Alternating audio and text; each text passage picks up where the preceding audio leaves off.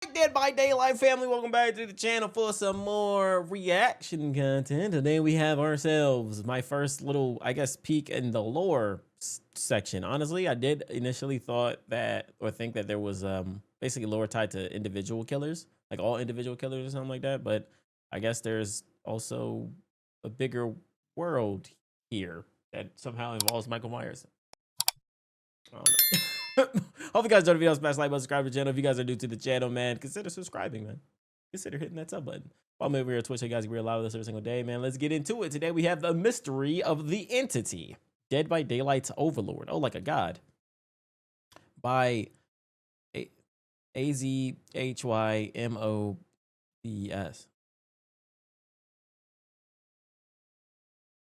The entity is an enigmatic creature, an ancient being incomprehensible to the human mind, and the ruler of Dead by Daylight's realm. Today I want to explore the entity also this video in the best way I hopefully this video also says how you guys got this origins, lore and stuff. Motivations, like this, maybe it is in the game or so something, but fit into this video as concisely as possible. Let's first explore what the entity is. This is a tough question to answer, and one like, will I know about the entity if I just load up Dead by Daylight with nothing definitive. Like, at a basic level, the entity is an ancient being, likely as old as the universe itself. Entity is far more ancient than we ever suspected back home. And most of our theories and conjectures were wrong. The rich presence of auric particles in cells suggests it is one of the original ones, an ancient. It's present in various forms, but mainly a fog, its spidery claws, its crows, and likely the red stain that projects out of killers. It runs the trials to feed on the emotion of those inside them, rewarding them in return. The closest we get to defining the entity further, though, is through the... I always did think those little hooks or claw things was weird. I think, yeah, like, is that not the thing where you hook survivors on? Or is that something different? Out of killers. It runs the trials to feed on the emotion of those inside them, rewarding them in return. The closest we get to defining the entity further, though, is through the Observer. The Observer is a highly advanced being, likely human, who somehow ends up in the realm, trapped in a tower. Wait, likely or possibly? You know, originates from the Terra Primus. It's trapped in the entity's realm. Surrounded by fog. The Observer studies the entity species, which he names the Ancients, or the Old Ones. When describing them, the Observer mentions that they would swim through the night sky of his homeworld, Terra Primus. This suggests the true form of the entity, and its species, I suppose, is the fog. The one I missed the most: friendship, companionship, sitting with my father, drinking whiskey, and watching the Ancients swim across the night sky. What the fuck?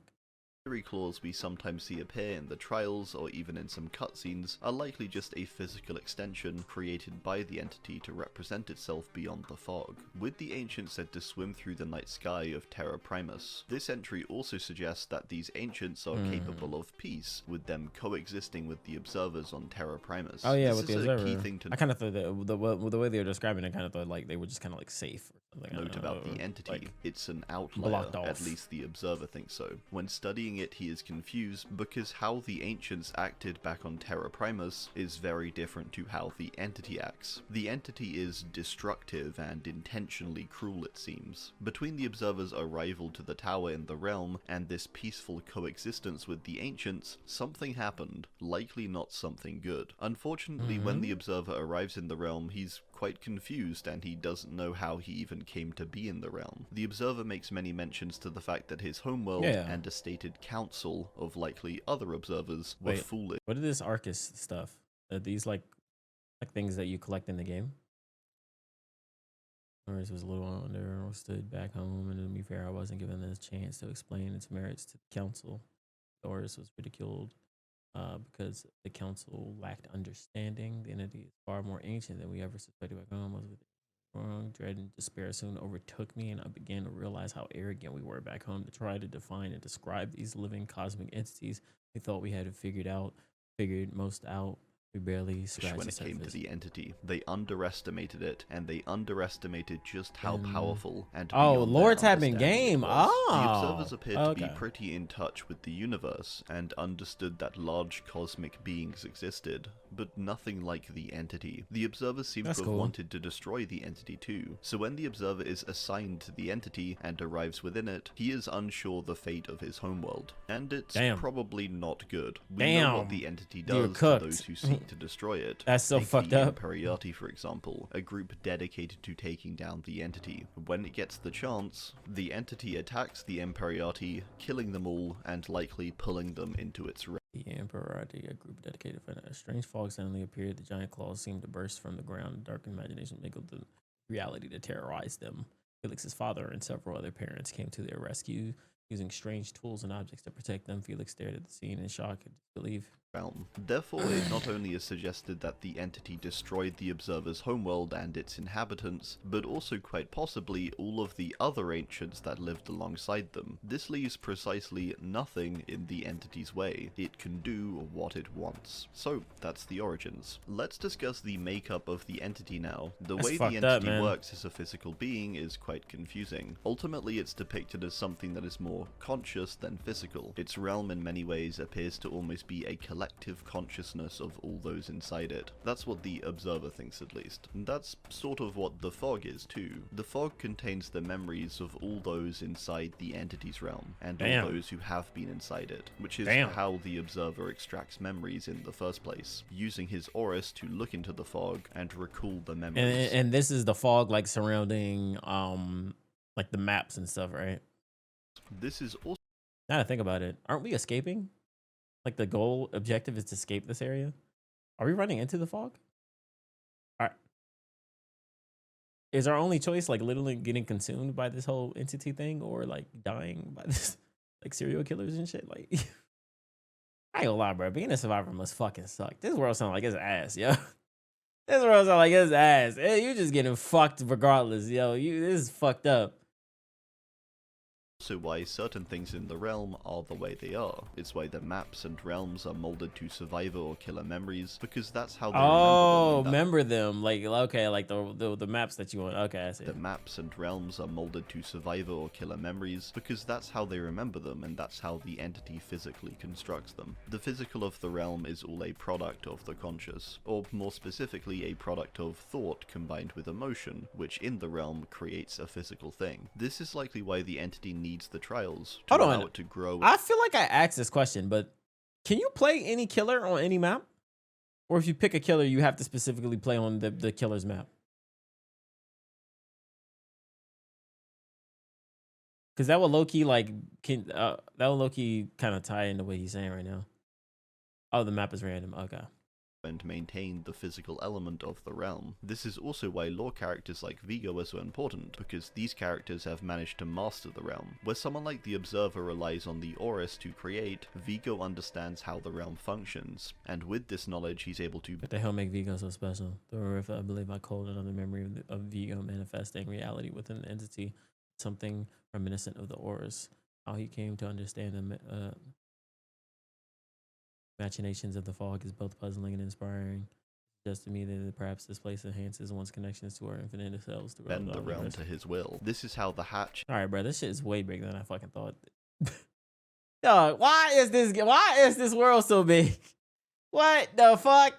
Trials seems to have been created by Vigo willing it into existence, forming the fog into a new object. The physical of the realm, after all, is built on material particles, primarily auric cells, which are described as the building blocks of the realm, and are likely just a combination of thought and emotion made physical, as the Observer suggests. The Observer also suggests that some people for this reason could be poisonous to the entity. People who are able to take control of the realm and bend it to their will are not something the entity wants. Of course. This is probably part of the reason for how it picks the characters for the trials. A case of both wanting a person you did say the trials, but also someone who isn't going to gain that further level of understanding about the realm. Someone who is these are ignorant, trials.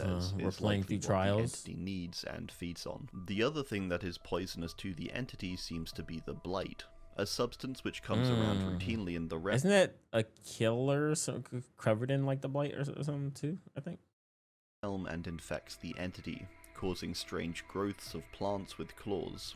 To get rid of this, the entity needs to purge itself, flushing out all of the blight. The observer witnesses something in the realm which he refers to as the entity possibly having some digestion problems. The fog suddenly begins to create life and then quickly takes it away in an instant. A confusing spectacle that leaves the observer questioning what has happened. Possibly this was the purge. It's unlikely, however, that the serum could be used to destroy the entity. Destroying the entity at all, in fact, is probably not the best idea. It's never really directly referenced, but I've always found this particular entry by the observer to sort of suggest what he views would happen in an indirect way if the entity were to be taken down. It would take everything down with it, potentially on a universal, omniversal scale. Universal, omniversal? Come on, man.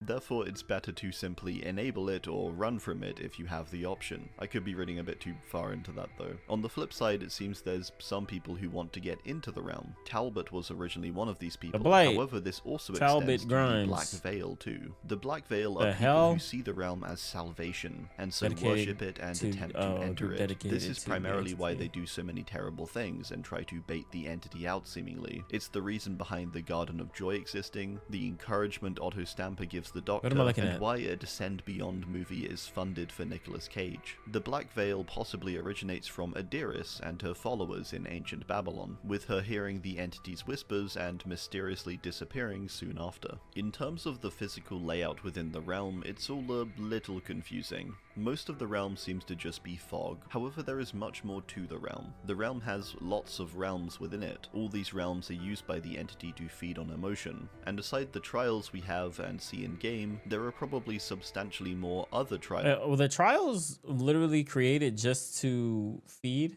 the entity, right?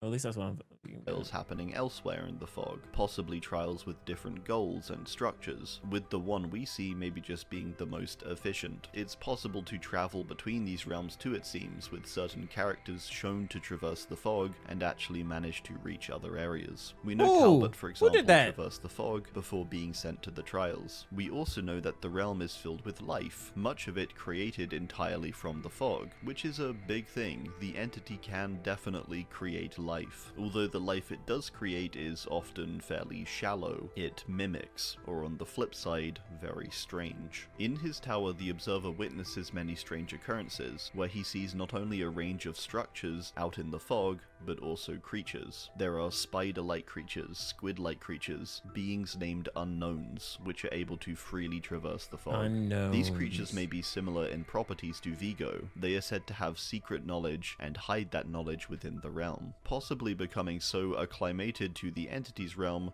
results in you becoming some kind of strange squid creature that is able to freely traverse and create what is necessary. They are described as horrific creatures after all, but it seems what they're doing is positive in combating the entity, so it's also a little unclear. Whether these unknowns are the same as the unknown is probably not the case, but equally, maybe it could explain why the entity so aggressively attacked the unknown, with the unknown perhaps roaming the realm and stumbling out the unknown got cooked by the entity? Oh no, I like that the same as the unknown. Through a fracture one day. The other key place within the entity's realm is the Void. The Void is a dark and soulless place that contains all the survivors and killers who have been drained of their emotion. Not only them though, but also entire realms are down there. Entire worlds the entity has consumed and destroyed, and then tossed into this pit of despair after being done with them. Those who have traversed the Void describe it as horrific and worse than they could have imagined. It's a place of pure despair and emptiness. What we see in game and what we see of the entity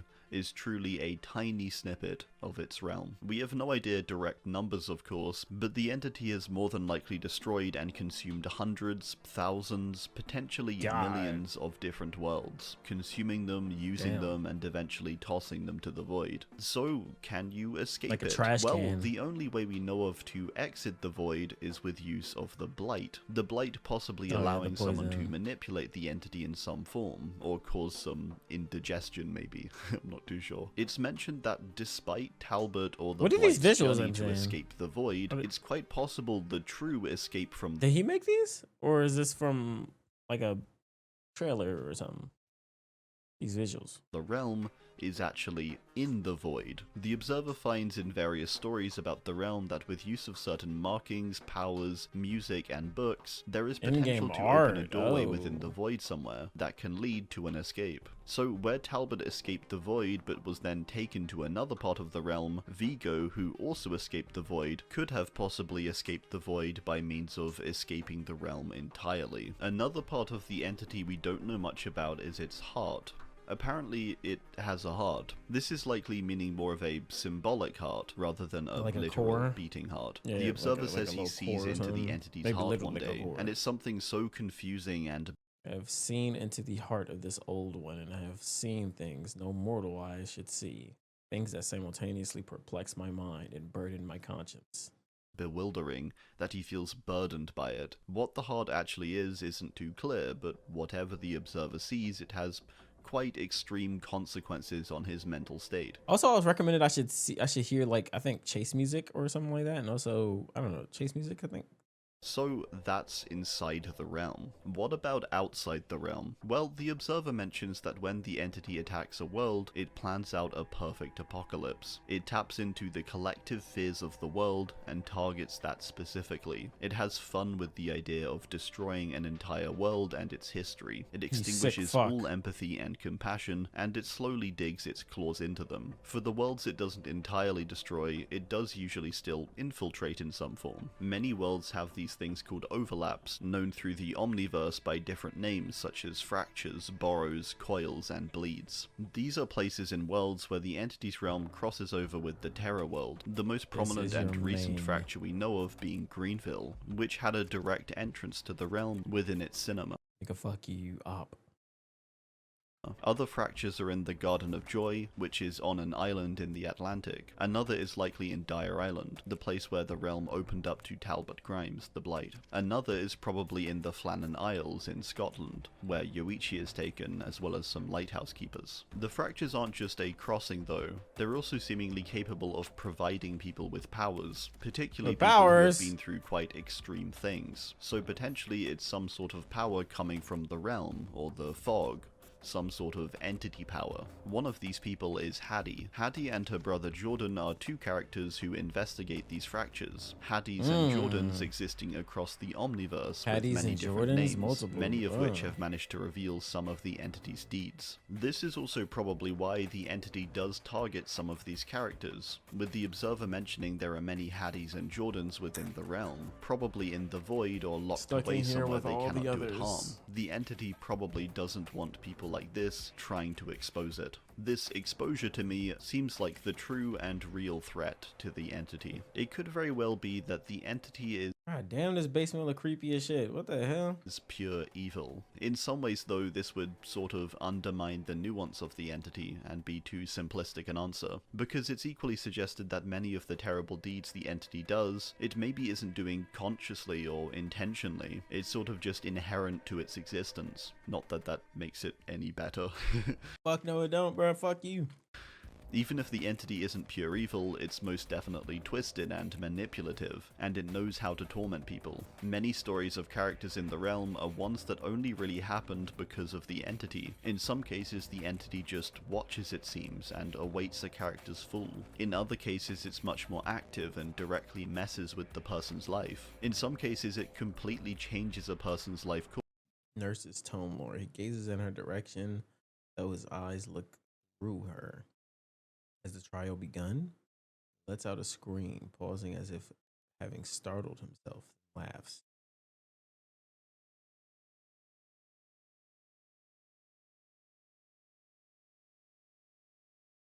And all to make them a perfect candidate for its realm and trials. The entity can do this too because it doesn't appear to be affected by time or space. It exists. Ooh, now I'm kind of interested. Well, he mentioned in this video, there's like multiple characters that he brings up that has, you know, obvious connection to the overall lore of Dead by Daylight and stuff like that. So like whenever we watch that video that like very specifically dives into individual killers and stuff, I can learn some more or learn about every single character, I guess, that's like connected. Like when I'm assuming a lot of, I don't know. I want to assume a lot of the characters' lore is very simplistic. like the killer's lore and like the video that I saw. Or I didn't see, but it popped. Oh, like that was mentioned. Like you know, like very simplistic or something. Like very simple. Like I was brought to this realm and I'm filled with rage. You know, that's when I kill. Like Exists out of both of these things, and can enter into a world at any given time. This is why Adiris the Plague or Kazan the Oni say technically arrive in the realm after characters like Dwight and Claudette and Jake, despite I guess survivors too being born hundreds or thousands of years before them. The entity and its realm are not affixed to any world in particular, nor any time. It's able to freely traverse the Omniverse and move between different time periods. It's not entirely clear how it does this, but we can consider it like this: the entity at the center, the many worlds and timelines surround it, and from here it is able to reach in any direction it pleases, including what we view as the present. It has a panopticon. Whoa, there are a few killers that were not killers originally. Oh, that's interesting. Maybe like corrupted by the entity. View of the Omniverse. This is why I think we can hardly consider it evil, because for a being this large, which requires emotion on such a high scale, any action that may seem significant to us is likely very beneath this ancient, endless being. Circling back to the very start with the ancients coexisting with the observers on Terra Primus, and it's likely that it worked out that way because the ancients fed on the observers' people's emotions.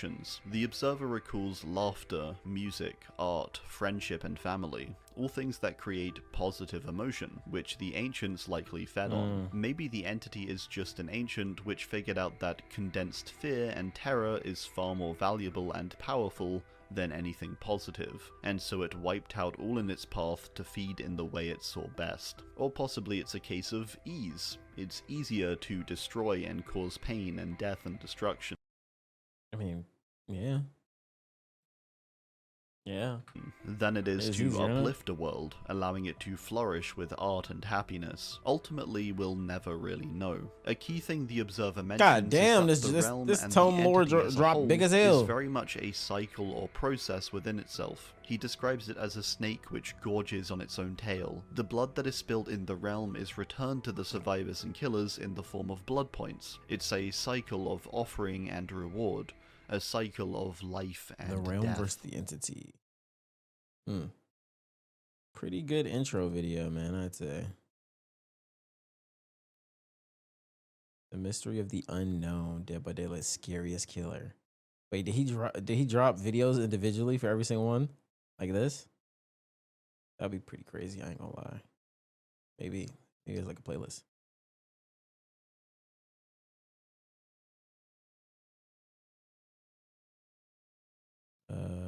Exploring the lore. Oh, what? What's so interesting about the unknown is that the lore of W video though, man.